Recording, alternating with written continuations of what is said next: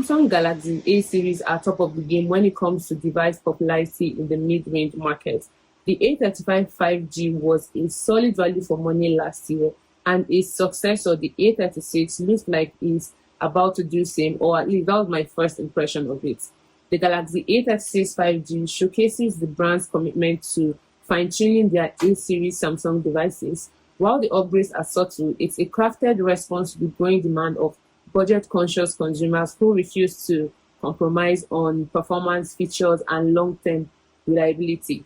The first thing you notice about the Galaxy A36 is the design. Now, I'm not sure if I'll call this a refined blue or it's just a case of the design team running out of fresh ideas. For the first time in a while, Samsung has stuck with this vertically aligned camera setup, and just when it feels like they are finally switching things up, we got what looks like a last-minute decision, just rounding off the camera layout and calling it a day. Like someone on the design team went, hey, why don't we put these cameras in a rounded island this time around, instead of just leaving them plain, and everyone else nodded along. I'm not here to completely trash the design, but it does feel like a last-minute decision at best. We still get the chunky boxy design from last year's model. That being said, if you liked the previous design, this probably wouldn't bother you so much. As for me, I'm indifferent. It looks good though, but just not all that exciting. While the device aims for a sleek profile, the bezels on these are noticeably wider, and it goes all the way around, larger than what we've come to expect from modern mid-range smartphones of around the same price tag. I just wish Samsung would at least adapt slimmer bezels for their top-of-the-line A series. Aside the design refinement, there also have been some apparent upgrades to the materials of the Galaxy A36. The most apparent change is that the back and front are now protected by Gorilla Glass Victus Plus, which is an upgrade from the plastic back the A35 had. The frames are still plastic though, and despite being a mid-range device, the A36 still feels premium with a solid yet portable weight. It's glossy but still quite grippy in the hand, and it's not much of a fingerprint magnet. With its vertically aligned camera setup, the design feels modern and uncluttered. The color choices available offers a wide range of varieties. It gives room to choose a style that best suits you. I got the white, but I think the violet would have been a much better color choice for me. Also, its IP67 ingress protection rating ensures reliable protection against dust and water. That means this device can withstand up to 1 meter immersion into water for 30 minutes, adding a layer of durability to the smartphone. Onto the display side of things, the screen size here is slightly larger at 6.7 inch. The FHD Plus AMOLED display helps make up for it, delivering a smooth 120Hz adaptive refresh rate, an impressive 1200 nits in high brightness mode, and peaking at 1900 nits. As expected from Samsung, the display looks stunning in person, vibrant, super responsive, and silky smooth with no visual lag. It provides smooth interaction, snappy touch response, and excellent visibility for everyday use. Even though the bezels are fairly large, like I said earlier, Samsung seems to have trimmed down the display bezels on the A36, making it a tad slimmer than last year's, though they are still not quite flagship level. These chunky bezels takes away from the phone's premium feel. It makes the phone look somewhat outdated, and that clashes with its refined design. But even at that, the display remains clean. The colors really pop with deep blacks and bright whites that enhances the overall viewing experience. A thing of concern is the under-display fingerprint reader. First, it's placed so down below that it feels like my thumbs are doing some serious gymnastics to get to it. Secondly, it's so slow, not like it's a deal breaker, but I've used way faster fingerprint scanners. This just feels so slow. Samsung should have put in a little more work in making the scanner faster. It feels too slow for a $300 smartphone in 2025.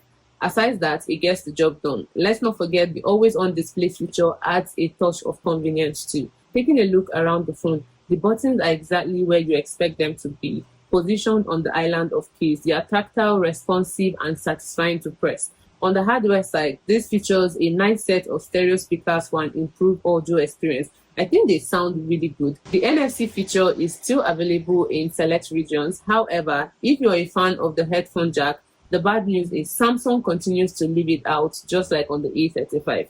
I also have to mention that the A36 has lost its micro SD slot, which was present on the A35. Personally, I don't think this is a good idea, considering the base model still comes with 128 gig of storage. The Galaxy A36 5G marks a significant moment in Samsung's ongoing processor strategy, featuring the Snapdragon 6 Gen 3 chipset instead of the Exynos 1380 found in its predecessor. The Snapdragon 6 Gen 3 is a modest chipset at best, while there have been reports and rumors suggesting Samsung might lean heavily towards Snapdragon chips. This doesn't mean Exynos is completely out of the picture. Instead, it looks more like a strategic move to adapt to the changing mobile processor market and diversify its offerings. Unfortunately, despite the new processor, the performance didn't quite well live up to its expectation. While it posted decent benchmark scores, my experience with the OS wasn't so smooth always. Sometimes it feels a bit slow, like taking time to open certain apps with occasional stutters, making it feel less capable than the specs suggest. That said, it's still usable and decent for everyday tasks and never completely froze on me, but the occasional hiccups were just hard to ignore on my end. There have been complaints of Samsung phones overheating due to the Exynos chips, but this year, Samsung included a 15% larger vapor chamber to help manage heat more effectively, allowing for a better performance during intensive tasks. For most users, this translates to a smoother gaming experience, better rendering of complex graphics, and even more consistent frame rates in mobile games. Gaming for a while made the device slightly warm but not uncomfortably hot. Samsung seems to be left behind in the competition of who can offer the highest battery capacity. They are still stuck on a 5000 mAh battery when competitors are offering anything from 5500 mAh and even up to 6000 mAh. But the good news is the improved charging speed to 45 watts wired charging instead of 25 watts. This is long overdue, by the way, and this means faster charge time. But for this to happen, you need to get a compatible 45 watts charger since there is no charger in the box. With this battery capacity, you should be getting around 7 hours screen on time, which is around what I got when testing out this device. The A36 starts with a 6GB and 128GB storage configuration, with select regions getting the 8GB and 128GB. But here in Nigeria, what we get is the base 6GB model. For those needing more space, an 8GB or 256GB storage option is also available. The A36 5G combines a UFS 2.2 storage for faster data access and smoother app performance with eSIM support, making it easy to switch carriers without needing a physical SIM. As for the SIM options, you can either use 2 nano SIM or a combination of an eSIM and a nano SIM. The Galaxy A36 comes packing AI features like every other smartphone within its price range. We get AI features like Circle to Search, which isn't new. There's also the AI Select. Here you can select a part of your screen to share, copy, or download to your gallery. We also get the Object Eraser feature, although the generative AI here is not as great as the one on the S25 series. There is the Read Aloud feature that works on Samsung's browser. From the name, I'm sure you can already tell what it does, but this particular feature is not one I see myself using often for at least 2 reasons. The first one is the AI voice. It's not just something I would want to listen to for a long period of time or always. Secondly, when reading aloud a web page, it reads every detail on that page from the date to everything you can think about. So it's not just for me. Our process. Home and Office Home Entertainment vs. Your TV's USB port has hidden superpowers. For AI-powered assistance, when you long press on the power button, it activates Bixby. But when you swipe from either end below, it activates Gemini. You get to pick what assistance works for you. Now let's talk about the camera features and performance for a moment. At first glance, the camera specification for the Galaxy A36 and A35 5G appears almost identical. So much so that you might not be wrong for thinking Samsung simply copy-pasted from last year's camera specs. However, the difference is in the details and you can spot the changes.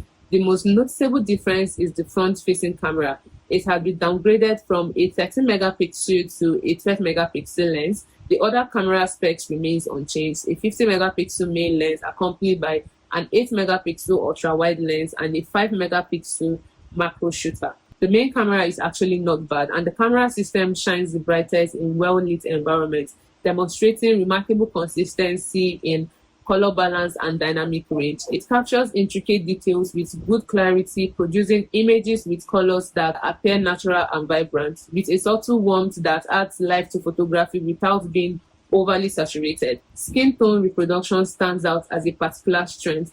Portraits maintain natural coloration with balanced enhancement that smooths without creating an artificial appearance. This makes the A36 particularly appealing for social media content creators and casual photographers.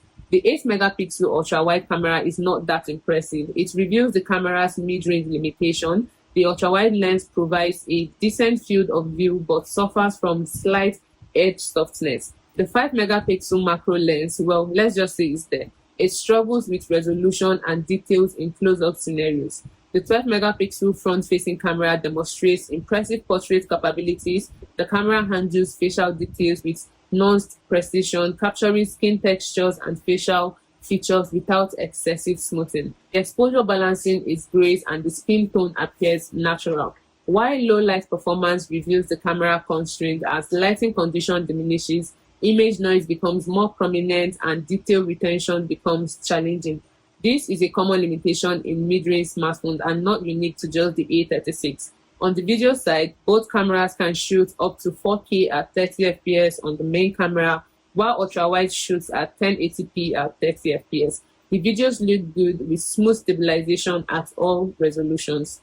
Something else I noticed is the shutter speed on this device feels sluggish. It often took a moment longer than expected to capture a shot. This delay can be frustrating, especially when trying to snap quick moving objects or capture spontaneous moments. So rather than completely overhauling the camera system, Samsung appears to be focusing on computational photography and AI enhanced features. Even the slight reduction in selfie camera megapixel is likely compensated by a more advanced image processing algorithm. But I still think they should better improve their camera specs and use much more newer camera hardware. Samsung used to be the face of extra clear and sharp pictures even on the A series, but lately it seems like they have shifted their focus to the S series or something else. I would love to say the most impressive aspect of the A36 5G is Samsung's commitment to long-term software support. Shipping with Android 15 and promising 6 years major OS upgrades and 6 years security updates. This device is a rare example of smartphone designed with long-term use in mind. The new One UI 7 brings intuitive interface. It is refreshing, the animations all add up, making the smartphone amazing and enhancing usability while keeping AI and personalization at its core. When we talk about the price, the A36 faces a tough challenge with its pricing. At $320 or around 460,000 naira for the 128 gig storage option, and as high as 519,000 naira for the 256 gig variant, it simply just sits in a really competitive mid-range space where value is key and the price tag feels like a stretch for what's offered. While Samsung packs in perks like extended software, 5G support, and minor AI features, the price still feels steep compared to rival offerings, something that may make buyers question the value proposition. At this point, it feels like Samsung is just banking on brand name, loyalty, and long-term software support to justify the cost. But in a market filled with aggressive feature-packed competitors, this approach could be difficult to pull off. The wider bezels, less cutting-edge design, and price tag creates a perfect storm of hesitation. Competitors offering similar or more advanced features at a lower price point could easily convince budget-conscious consumers. And in all honesty, Samsung would need to work hard to justify this pricing, especially since the upgrades over its predecessors are minimal at best. I know there are people who are already deeply invested in the Samsung ecosystem. If you fall in that category and you're willing to pay a premium for guaranteed updates without going for the flagship, the A36 5G might make sense. The phone isn't a bad device, but it just struggles to justify the price tag in an increasingly competitive market. Better still, you can go for the A35 5G or the A55 5G from last year. They are all within the same price range and would offer better value for money. So, does the Galaxy A36 5G stand out to you? And are you willing to pay a whopping $320 or 460,000 naira on this device? Comment below, leave a thumbs up, subscribe, and like always, I'll catch you guys on the next one.